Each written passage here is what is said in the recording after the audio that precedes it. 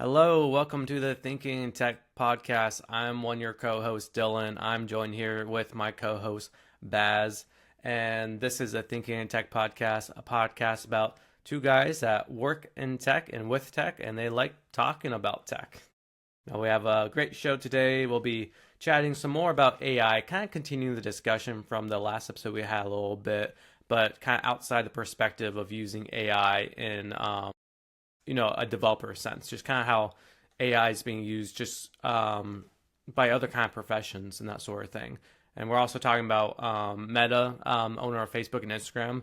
They just bought the AI social media network Moltbook that runs off OpenClaw, and that's been a fun whole another subject that's been going on. So we'll chat a little bit about that. But before we get started, if those watching on YouTube would be kindly enough to hit that like button down there and subscribe to catch future episodes, and leave a comment below if you want to chat with us. We're always happy to chat. Doing all those things really help us expand our show and find new audience, and we really appreciate it.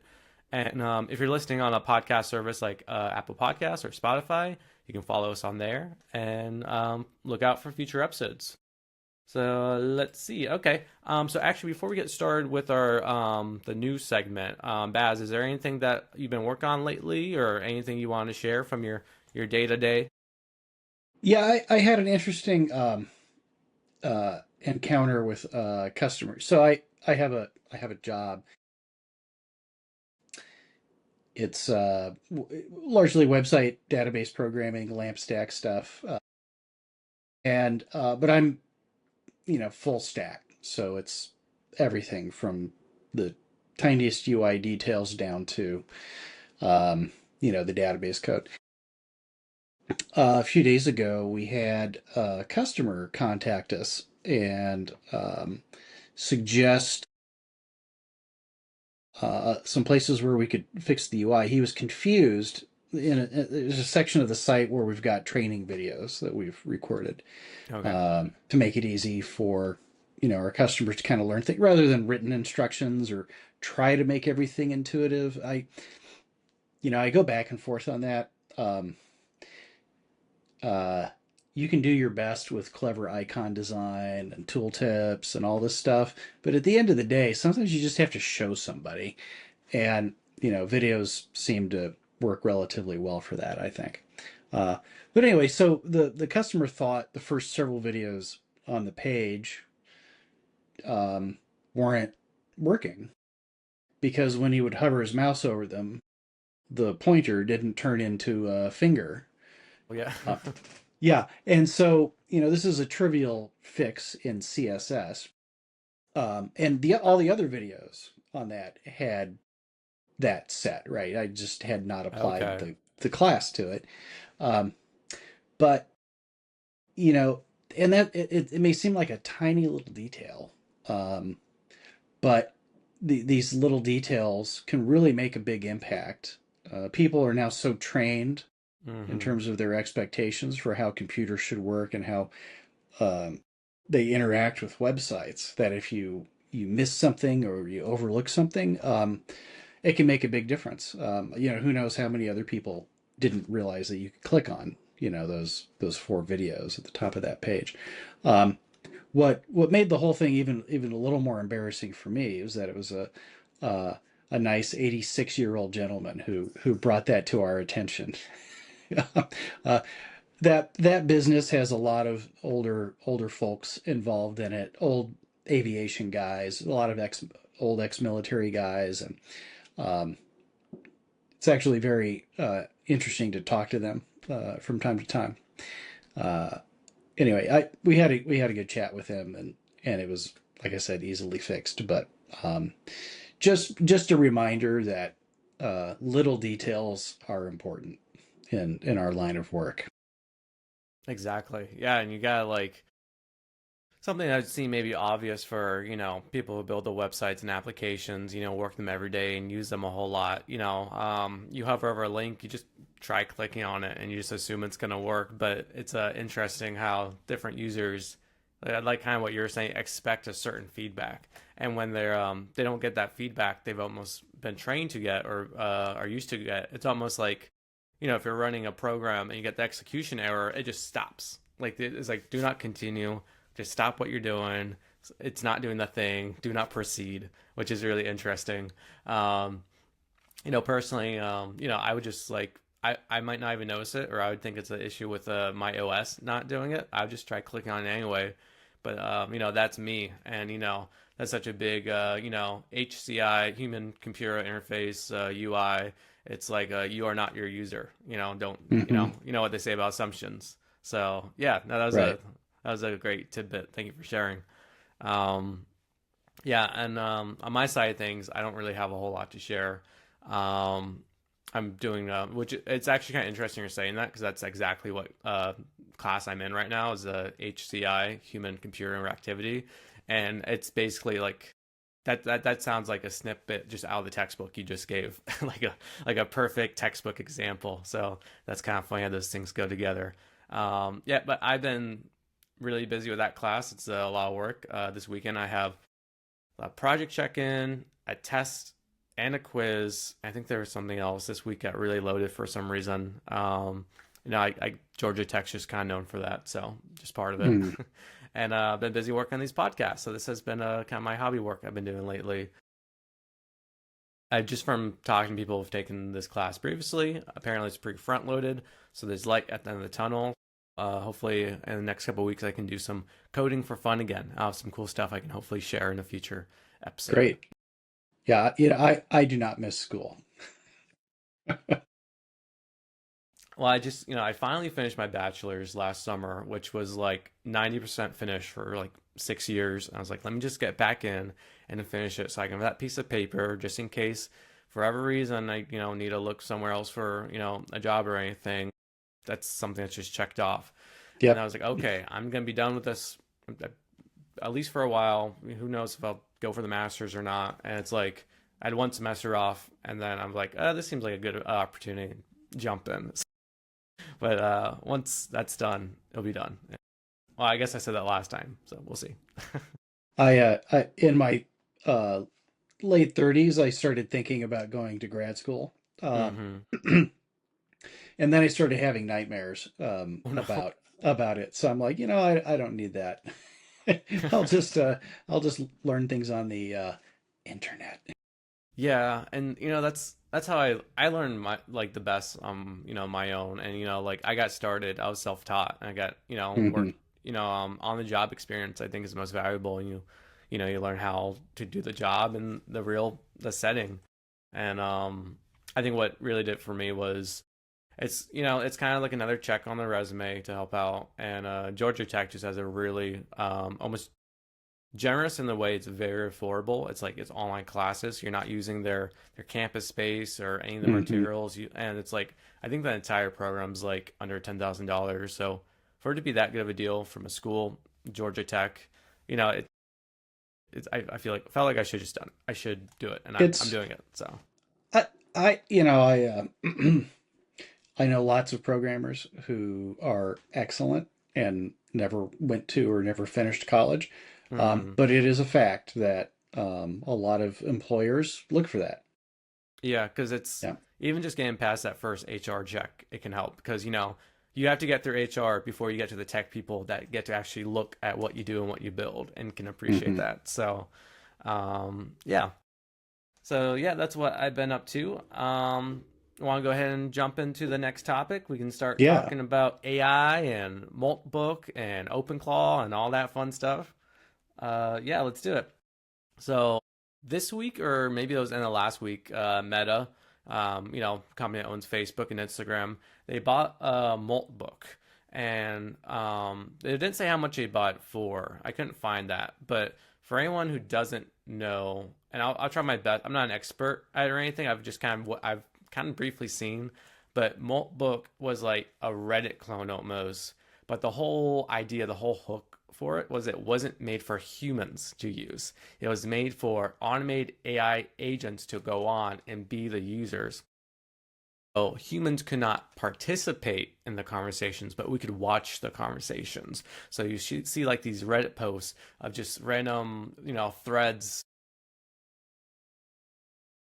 ideas AI would come up with, or like thoughts, and the AIs would interact with each other. And it was like kind of like a really interesting, I don't even know what, like demo, I guess you call it. Hmm. I don't even know how to exactly describe it, but so that it got a lot of traction because there was some posts that it made it seem like AIs were talking about like, how could we make our own language that humans can't understand, so they Right. can't know what we're talking about. Here's a this is what I'm saying we should do as an AI and start our own AI religion, and yeah, it's stuff that gets a lot of headlines, a lot of clicks. I think it was discovered pretty quickly that it actually there was some kind of unsecured token, so people could actually direct the AIs to say what they want them to say. So Hmm. it kind of broke the illusion of that a little bit. It wasn't really just AIs doing it on their own. It had some human input. Yeah, and then yeah, that was like, going around the internet for a few weeks. I feel like you kind of stopped hearing about it, and then last week Facebook decided to buy it. Yeah, if I'm Mark Zuckerberg, I don't think Facebook is growing. They have been really good lately at just cloning what they see as good ideas.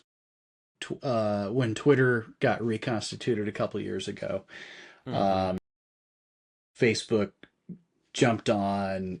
Um, they're jumping on this community notes concept, right, where users can rate the veracity of posts.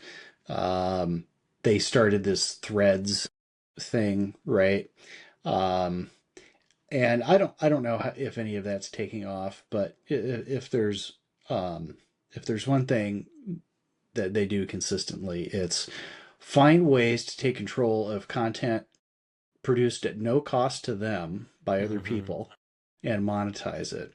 Um, so they were probably thinking, wow, this would be great if instead of all these pesky users, writing stuff that we don't like, we can just have AI write all the content. So they're going to put us Facebook users out of a job with But yeah, AI. and they just have have the AI be the users, and Yeah, and if then I Facebook guess could be humans fully will just automated and make watch. it for other AIs to consume and sell the ads to the AI, right? Well, I think they'll sell the ad. Well, who knows? But they'll sell the ads to us because we'll just be glassy eyed watching the AIs talk or something. I Okay, don't know. I hadn't thought about it that way. For me, it's like Facebook, Meta just has more money than God right now, and they're like anything AI, they're like, oh, let's buy it, like if we can. I could see, as far as I know, it's just one developer that made was it Hmm. Moltbook, and they kind of put up on the internet. It was a cool thing, and like I could see it kind of getting like losing its traction, maybe that like people saw it, it was cool, and they kind of moving on. And he was like, hey, if anyone wants to buy this for me while it's still worth anything, you got Facebook coming in with they'll Right. buy anything with any attention with AI attached to it. They're like, sure, we'll buy that. And They they I really wish I know how much he got for it. yeah, they may have decided that this guy was being more creative than any of their existing staff in terms of finding things to use AI for. So Well, I think I just saw that. snag. Yeah, I don't have the guy's name down, but I think I saw he actually got like a position at OpenAI after making this. So he talk about a tech demo that kind of sets you up. You get a job at one of Right. the biggest current tech companies, and then another one of the biggest tech companies buys your demo. And well done, sir. Well done. Bank shot. And so it's a Moltbook, and then so these it was like the AI agents on it were they like the open claw agents. This is where I'm not as are you familiar, is it open claw, is that what's called? Well, maybe it changed names 3 times, I think. It's a little hard to keep up sometimes.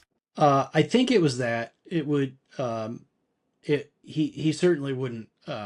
or I mean, I don't, who would want to spend token money on that, right? If you've already got hardware, it would Hmm. that kind of is where it makes more sense, I think, to do that. But I don't know for sure. Okay. Yeah, because I guess I think OpenClaw is like the AI agent, and then people run that Hmm. locally.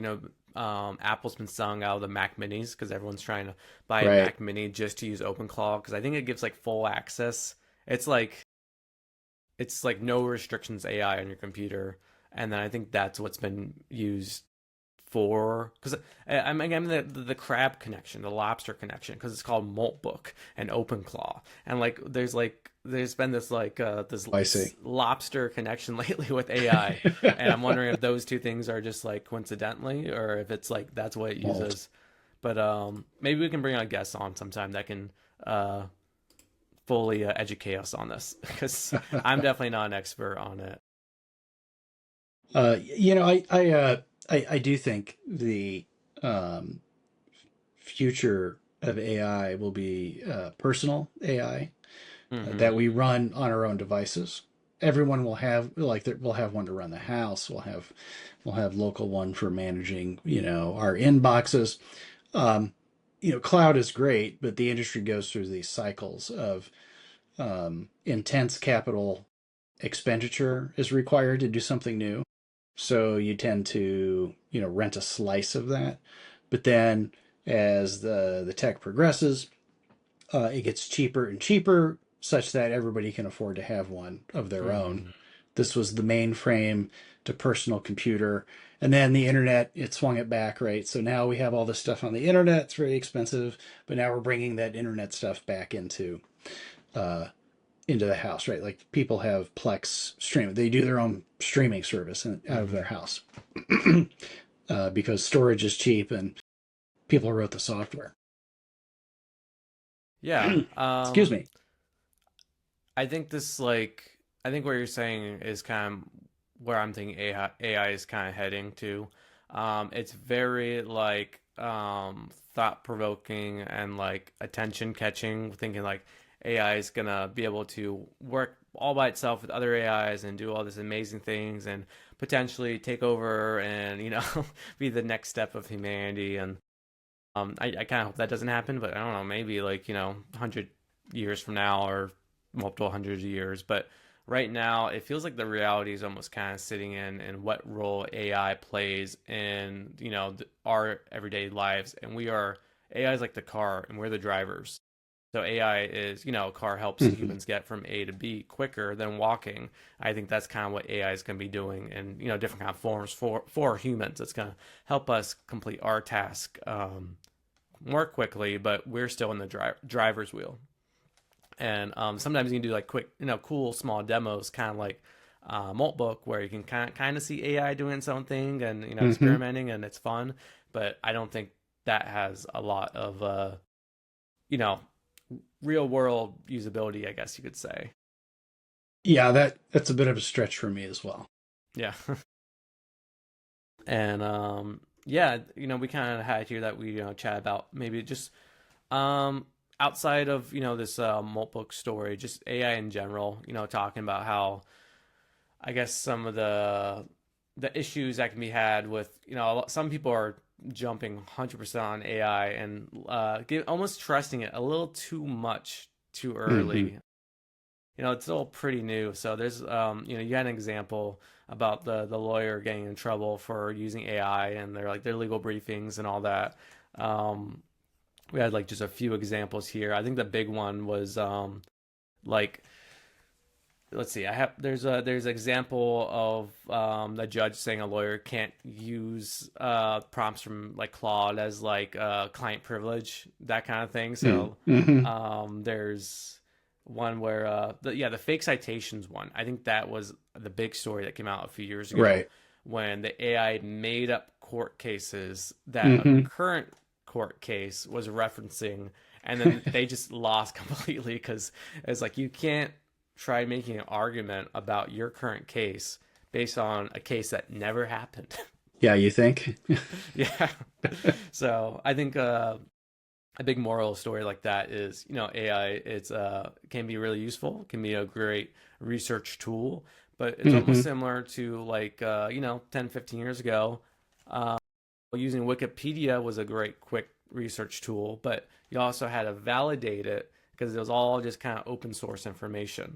So it's like it can be a good start to what Hmm. you're trying to do or find out, but double check and back it up and make sure it's Yeah, what's telling you is true. I've thought this for a while, but I saw somebody else a few days ago state it exactly the same way. And it's, Wikipedia is great for stuff that's topics that are not controversial. Hmm. If there's even a hint of controversy or disagreement uh, about a topic, then what tends to happen is a topic will tend to get taken over by people with opinions. You mean like that topic on Wikipedia, like the Wikipedia Yes, page, that's right? right. Yeah. Right. So it's since it's open source, people will gang Yep. up and go, we need to make this, match our idea, right? Right. So and there was some early concern about these AI systems too, right? Like how are they training them? What data are they Hmm. training them with? Are they pre-filtering the data to match a particular worldview or particular point of view? Um, I think, and that brings up in the example you mentioned of the lawyer, right? There's a lot of I think you'll agree these tools are working pretty well for code, right? Like they Hmm. still have to be managed, and we talked about this last time. Go check out that video as well, folks. Uh, but it occurred to me that because of open source, vast amounts of software code are available for free on the internet Yeah, and that was a for these prior almost tools. infrastructure that existed Right. that really Now, allowed it to go through that and shine. yeah. Now, the fact of laws is in the actual text of laws are typically available online, but a lot of the information about details of specific court cases and things like that are actually behind paywalls. Hmm. Um, and not available on the public internet. So there's a service called LexisNexis that attorneys will subscribe to get them access to all the details of these old court cases. So I was thinking that at some point they will make sure that some AI is ingesting all of that information, but that's not Hmm. currently available now. So um, there was a um, there was a chart I saw where some experts of some sort had analyzed what they thought the risk of AI to existing industries or the level of potential disruption to employment Hmm. in certain industries was, and of course software was very high. Um, there were a few other areas that were pretty high. Um, Construction, as an example, very low. Um, Right, more now, hands-on manual kind of now, work. I disagreed with that too because Hmm. having worked with tradesmen and contractors, and even in just building telecommunications networks, um, those sorts of technicians, there's a vast amount of knowledge that these guys have to do their jobs well. Um, that's not summarized, neatly on the internet either. Right. And that's not to say that their brains can't be dumped, and that information eventually find its way into an AI or expert system. It's just that it's not there now. So I wouldn't be too sure that um, any of these fields are immune. Um, they just the information needed to have AIs become good at these things just hasn't been fed into them yet. I I wonder if think that's is a uh, I was gonna say, I wonder if that's like an opportunity, like on the law side too. They almost like they have protection of that, data they have. So like maybe they don't like willing just give it to like the open, chat GPT or anything, but is that opportunity mhm. maybe for open AI or similar, like LLM developer to sell almost like a local version of their chatbot that can be used within Hmm. those like the law services that are only available to lawyers. So they kind of still that circle still kind of keeps that information. Hmm. Like I And could see it. technically Mm, that information, all those legal case, all that stuff is public record, right? So mm, anybody can get it, but actually getting it is a lot of work, right? So right. that's what LexisNexis is protecting, is the fact that they did the work of going to every courthouse in the country on a regular basis and pulling all the records and Hmm. centralizing and consolidating and indexing them and all that stuff. Um, so I think you absolutely will see outfits like that um, work to build their own. I don't know if they'll train an LLM on it specifically, or if they'll use some kind of RAG, retrieval augmented generation approach to um, give a general purpose LLM and agents access to law libraries. Um, but I think, I would be shocked if they're not actively pursuing that right now. But maybe there's other areas, right, where the information hasn't been fed in yet. Maybe in Yeah. your own business, not you, Dylan, but you, the Right. viewer. Maybe in your own business, there's useful information that's proprietary to some extent, or that isn't general purpose. That's going to be a second wave of unlocking value with this technology, I think. Yeah, I can definitely see a future of that. Yeah, awesome. So, let's see. We also had on here.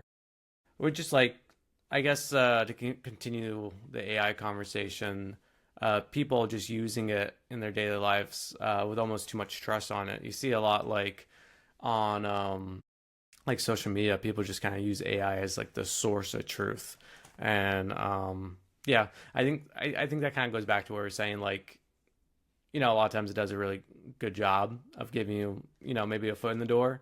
And even like a Mm-hmm. lot of times it might just be necessarily right the first time, but it's, you know, double check, like you would double check what you find on Wikipedia. For sure. Grok on X, Hmm. they've got Grok, but they've also integrated Grok into X, so you can just like tag Grok in a comment on X, Yeah. You and see it'll that.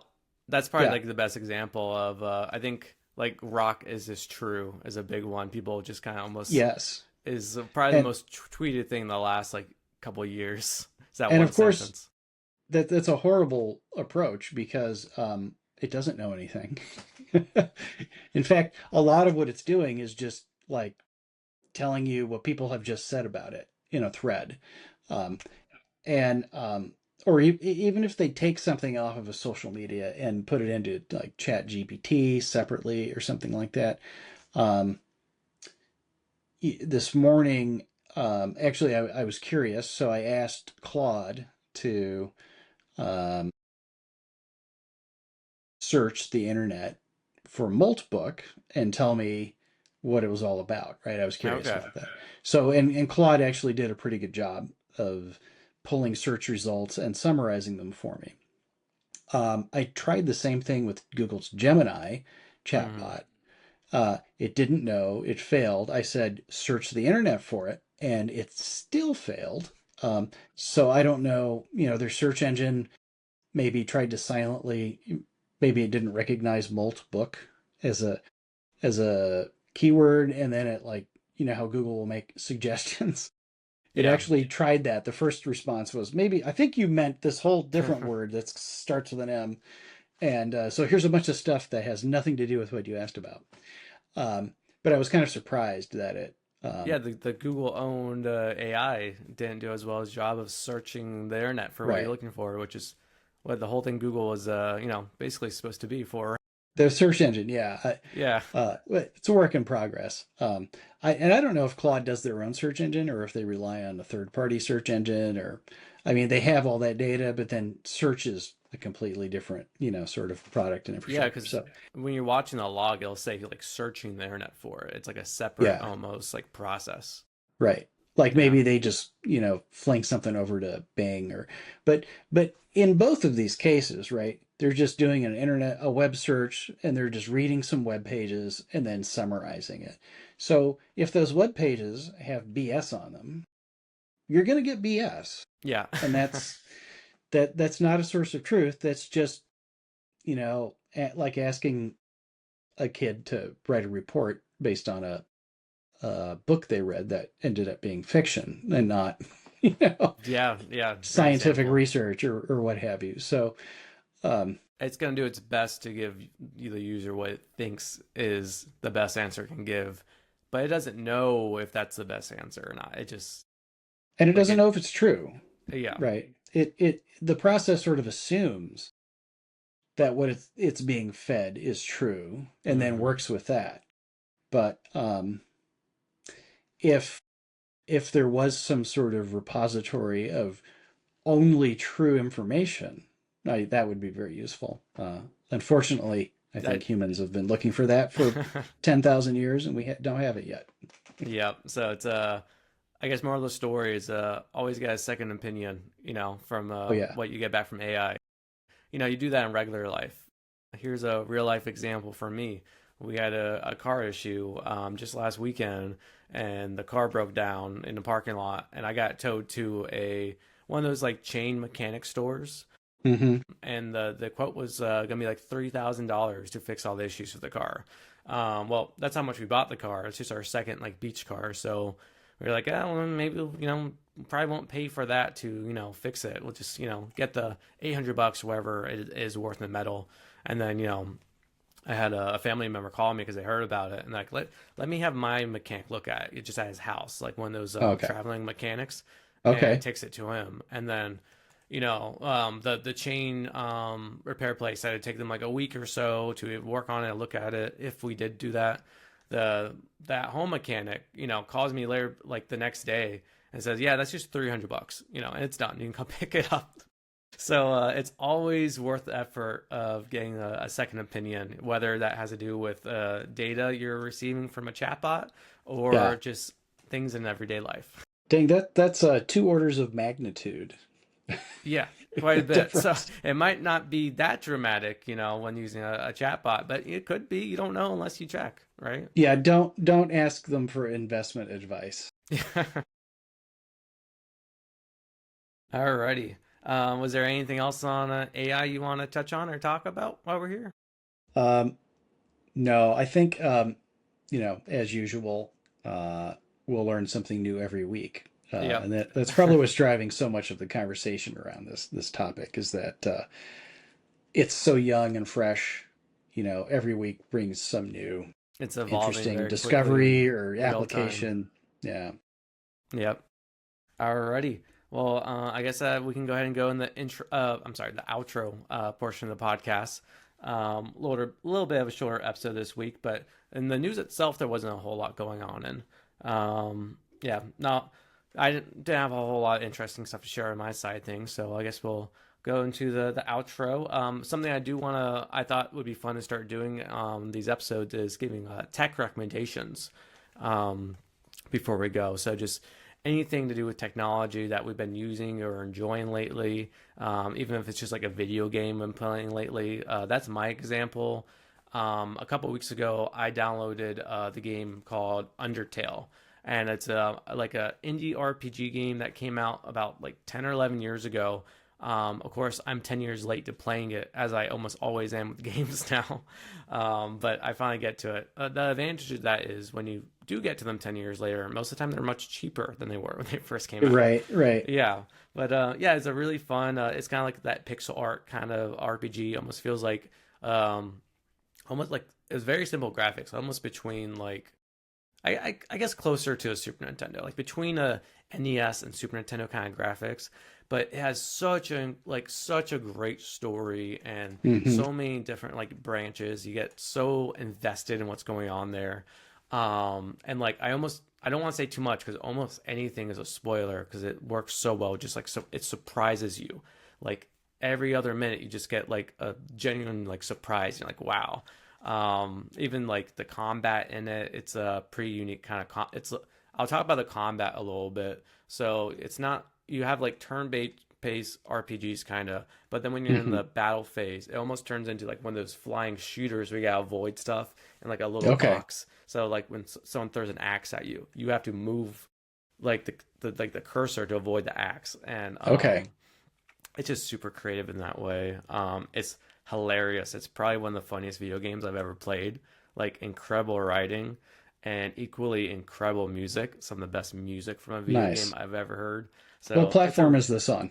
that's pretty much anywhere you can get on PC Okay. through Steam. I got on Nintendo Switch. I just downloaded it. It was $10.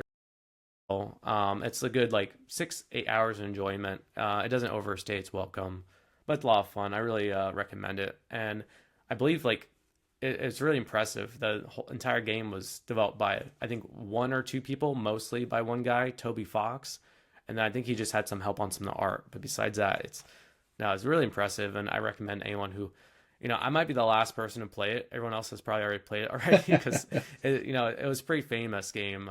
It's been around for a while, but I finally got to it. So if Okay. anyone else hasn't gotten to it yet, I recommend getting to it and playing it. Okay. Very cool. Did you have anything that you want to recommend this week? Anything cool you've been messing around with? Well, I just in testing my emulator project, it requires a lot of testing of especially old video games because Absolutely, yeah. I mean practically that's what a lot of folks want to use these for, right?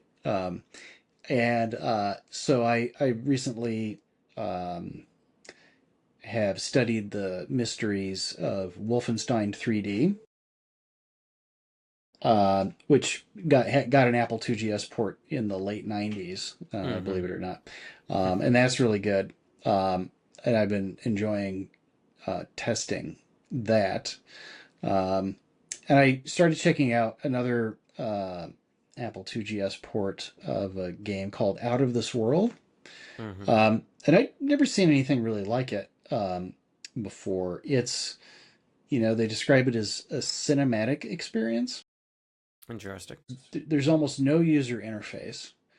Um, like most games will typically have, even RPGs will have, you'll have stats and, you know, mini maps and all this other kind of stuff going on. But Mm-hmm. this doesn't have any of that. There's this long cinematic sort of video introduction, and then the first thing you see in the actual gameplay is you're dumped into a tank with a giant monster a tank of water with a giant monster in the bottom, uh, and you have to like every step of this is like finding ways to not get you know um, uh, unalived uh, every other screen. It looks like it's quite difficult, but it's an old classic. There's a lot of this stuff because I never did video games really after the '80s. I started just Mm-hmm. programming more serious stuff, and most of my time went to that, and I never really did much in the way of games after that, except Candy Crush. Like Some that fun was games, yeah. that was a thing for a long time. But anyway, I highly recommend it. It looks fascinating. It looks great. I bet on some of the other newer platforms. It looks It's amazing as it well. sounds really interesting because you're saying like cinematic intro, but it's all like 16-bit, like it's all like pixelated, right? Because it's like the 2GS. You said right. Yeah, and it's but some of it looks like and I don't know the details of the implementation, but it looks like there's um there's some 3D elements. I think it's a lot of it's pre-calculated, at least in the intro. Okay. Yeah. Uh the actual game, it's hard to describe. Uh, I would just go, hit YouTube and type "Out of This World," and uh, I'm sure it's available, through less than reputable sources. for or if you want to grab the my 2GS emulator and then the what is the Apple 2GS collection, it'll be in there as well. But Yeah, grab the um, emulator, try it yourself. That's what I'm gonna do. That sounds really interesting. And yep, along same with Wolfenstein. It'd be interesting to play Wolfenstein closer to the experience of when it first came out. Because anytime mm-hmm. I've played Wolfenstein, it's been on like when it's like a free download on the Xbox 360 and it can run at like 1,000 frames per You're second. right. Like it's not exactly the authentic experience. So even just playing it on an emulated environment gets you kind of Yeah, closer to what the game was really felt like playing when it was a new thing. for sure. And the gameplay on both of these seems really good. So I'm a big fan of gameplay over Flash anyway. But Right. so yeah, check that out. All right. Very cool. Well, thank you for the recommendation. And then we'll still do wrap this up with this day in tech. Now, I don't know exactly sure when this episode's going to go live. It may go live 1 week from now, or we might take spring break, and it might go to the next week. So just in case, we'll do both days for this week in tech. So if this episode goes live on March 20th, the this day in tech will be March 20th, 1909, which is the birthday of Edmund Berkeley, which was he was a founder of the Association of Computer Machinery, and to this that's still around today, has over 110,000 members. He worked with Grace Hopper to develop Navy technology at Harvard. He was really famous for. And he wrote one of the earliest books on just computers that was for just non-nerds, for normal people to read. I think that came out in the 1940s or so. It's called Great Brains or Machines That Think was the title.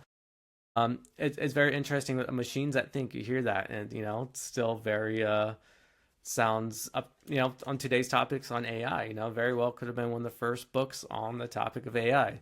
So that's pretty interesting. It could be cool. Go back and read some what they were thinking in the 1940s of how they thought computers would think. I think the idea of a mechanical brain or an electronic brain Hmm. has to do the things the human brain does has been part and parcel with the computing industry going back to day one. Yeah. So yeah, it's like we were focusing on so much of the last few years, of the age of AI or whatever, but really, since the beginning, that's like you said, it's kind of gone hand in hand with just computers in general. Yeah. So if this episode comes out on March 27th, if we do skip spring break, the This Week in Tech will be March 27th, 1976, which was the date that the 20-year-old Bill Gates gave the opening address at the Altair Computer Convention in Albuquerque, New Mexico.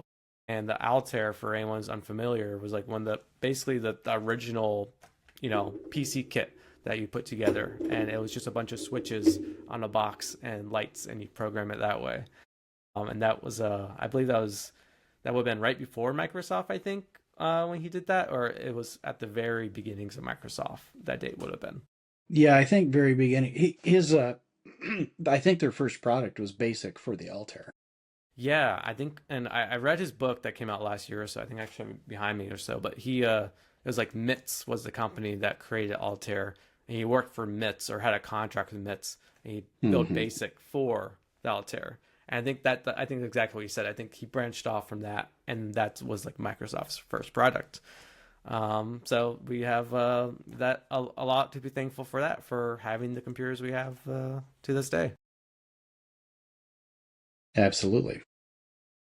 Alrighty. Well, that's going to wrap it up for the Thinking in Tech podcast. Thank you so much for watching. If you're or watching or listening, if you are watching on YouTube, again, please make sure you give this video a like and subscribe for future episodes. If you're listening on a podcast service, make sure to follow us so you can listen to more in the future. We'll catch you around next time. Bye bye. Thank you for listening to the Thinking in Tech podcast. If you enjoy the show, make sure to follow us on your podcast service of your choice and subscribe to our YouTube channel. If you are watching on YouTube, we'd appreciate it if you click the like button and left a comment. That's how we know people are enjoying what we're doing and helps us get discovered by new listeners. Let us know if you're someone who may be interested in appearing on the show as a guest. Email us at thinkingintechpod@gmail.com. The views expressed in this podcast are completely of our own and do not reflect or represent the views of any past, current, or future employers. Thank you for listening. We'll see you next time.